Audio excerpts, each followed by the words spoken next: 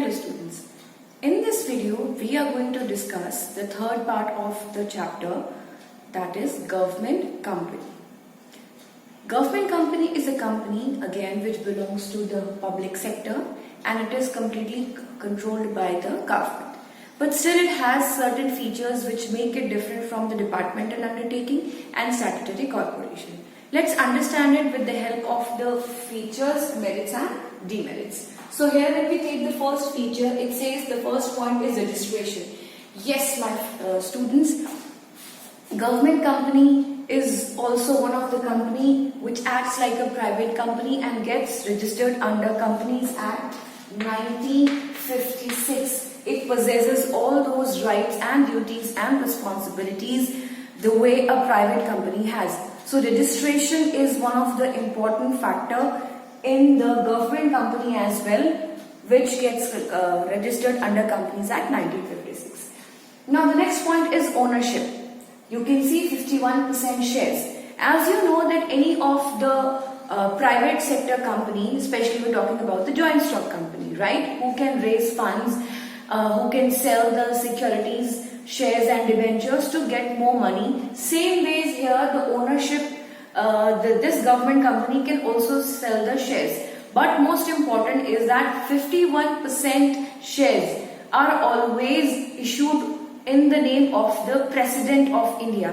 So President of India is the one person who is the major shareholder of all the government companies. The rest 49% shares are being sold as per the decision of the board of directors who are there in the government companies. So 51% shares are issued in the name of the President of the India. Management. Now who controls the management? We already know that 51% shares has been issued on the name of President, in the name of President of India. The rest 49% shares are being issued to the general public. But here the managing power remains in the hand of the directors who have been appointed by the government. So the management is controlled by the board of directors who are appointed by the government. Now when we're talking about the government, here we are talking about the state government, we are talking about the central government. So the government company can be under state government completely, it can be under central government completely, or it can be under central and state government both. Fine. Next one is separate legal identity. As I've told you that our registration makes the company has its own identity. That's why here this government company also possesses a separate entity apart from its board of directors, apart from its controllers, managers and shareholders. So separate legal identity is one of the important factor which gives the separate identity to the company. The owners have their own identity and the company has its own identity. It can buy the securities, it can sell the securities, it can sell any assets, it can buy any assets, it can enter into any contract, it can sue the third party who has done fraud, it can be sued by any of the parties. So it possesses all those duties, obligations, rights which any other private company has. Next one is managerial control. Now since the government company is either under the control of state government, central government or under the control of both the governments, here the managerial control is by the ministry. The ministry appoints the directors, as I've told you over here. So there is a ministerial control. That means that the government is under the supervision and under the control of the government throughout. The working of this government company is also done by the board of directors who have been appointed by the government itself. Next one is financial autonomy. Now autonomy means independence like any other private company. When they are in need of funds, what they do? They issue securities, they issue shares, debentures, bonds, funds to get more money from the investors. Same way when the government company can also enjoy this a financial autonomy. The funds are definitely coming from the government, but if the government wants to raise more funds, what it can do, it can issue more securities to get the independency, to get this autonomy. So like any other private company, the government company can also sell the securities in the market and raise more funds and get more money from the investors, from the shareholders. Next point is efficient staff. Now, efficient staff here, please don't get confused with the departmental undertaking, because staff over there was appointed and recruited by the government. Yes, here it is also happening, but these people are not considered as the civil servants like IAS and PCS, because that the salary was being given by the government. Here, the government company itself has its own rules and regulations. Fine. So, government company here, the government is not directly appointing the staff. The board of directors or the higher authority is looking after the appointment, recruitment, salary thing of the staff of the government company. The government company has its own rules and regulations to appoint, to recruit the workers, the managers. They are the one who decides the salary package of the workers. It has nothing to do with the government deciding the salary.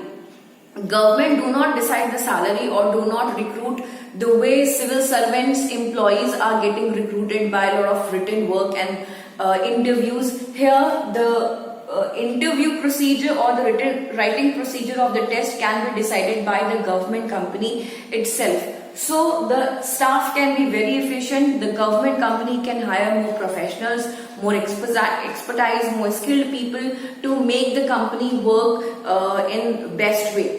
The last one is accountability. Now, accountability is very important, because when the funds are getting investment, when the activity is happening in the government company, a result has to be obtained. So here the government company is accountable towards the ministry under which it is working. Okay, or and the annual budget, annual report, whatever working they have done for the whole year, that report has to be prepared, and that report will be shown either in the parliament or in the state assembly. So these are the two places where the annual report of the government company is being shown and discussed to see what growth it has gained, what expansion it has done, what new product it has launched, or how they have used their funds throughout the year. Now we have the merits with us, which contain 4 different points. The first one is administrative autonomy, which we have already discussed in the previous videos of the other topics. Administrative autonomy means to be liberal in the way of working. So here, since the board of directors are appointed by the government, there is no direct interference of the government involved. That means government is appointing some higher authorities to work in the government company and sits at the back and just watches the working of the government company. They directly don't interfere. That means for every single decision, here the people are not going to run to the ministers, to the ministry to get their decisions sanctioned. They are free to take their own decisions. That's why there is administrative autonomy. There is complete independency. There is flexibility to do the work in the way they want to do. Next we have is greater flexibility. As I have told you, they are managed, financed, controlled, audited by the auditors, like any other private company does it. Fine. The way joint stock company is getting managed, financed, audited. Audited means to get the accounts rechecked. So everything is getting rechecked just to make sure that the activities which are happening in the company is absolutely truthful, factful, and no kind of fraudulent activities taking place. In the same way, government company also has a greater flexibility where it can get its accounts checked, managed and financed like any other private company. There is no direct interference of the government involved over here. Efficient staff, as we have already discussed, efficient staff over here is that recruitment policy, the remuneration, salary policy absolutely lies in the hand of the government company. The government company, they create their own rules and regulations. They work in their own way. They are not bound with the rules and regulations given by the government. They are just following the rules and regulations which are given under Companies Act 1956. So the working over here can be very smooth. They can know the technical know-how. They can flourish and take the decisions in the way they want to. Last one is collaboration. Collaboration is mixing and working with others. So here that government company, again, when they want to grow, they want to update themselves technologically or in any other managerial way, what they do? They either adopt the new method of working, or they can even collaborate with the private enterprises, the enterprises which are already working in the private sector and growing very fast. So the government company of the public sector can collaborate with the joint stock company of the private sector. So the public sector and private sector, they both can come together, collaborate and excel in their fields. That's the great advantage of collaboration. But when the merits are discussed, there are few points which shows that there is some negative impact also, or there are some drawbacks in the government company as well. The first point is again itself is a very contrary. Here it says that there is administrative autonomy. But my friends, I want to tell you that autonomy is only on the paper. Being a government company, yes, and though there is not a direct control of the government, but still the government is possessing 51% shares and financing the company, so they do interfere in the government company's decisions, matters, and that's why point number 2 comes, that political interference does exist. Since the government has appointed the board of directors, yes, board of directors still have to wait for the decisions to get sanctioned and approved by the respective ministry under which they all are working. These autonomy things are only on paper, but when we talk about the practicality, when we talk about the reality situation, the things do not exist max of the time. Last one is boards, that is board of directors packed with government representatives. Yes, the government is the one who is appointing the board of directors. We have already discussed it over here in point number 3. Right? The managerial control is also by the government itself. So the government is appointing all those people in the government company, those who are very close to the government itself. And since the directors have been appointed by the government, directors are more keen in pleasing the government and not taking the initiative or not doing the activities towards the growth of the government company. The directors can also be partial sometimes by pleasing the ministry, by pleasing the ministers, those who have appointed them over here, and they may neglect or avoid the benefits which the nation can get after their working. So these are the drawbacks of the government company.